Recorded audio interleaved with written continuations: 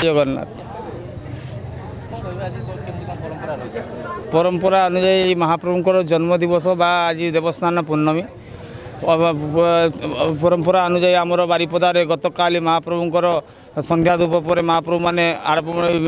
रत्न सिंहासन ओल्लैथिले डेरा पिटा होता सेनापटा लगी होता आज भोर समय महाप्रभु द्वारपिटा नीति हो महाप्रभु मैंने प्रथम गोटी पहंडी स्नान मंडप विजय करते गंगा आवाहन होगापर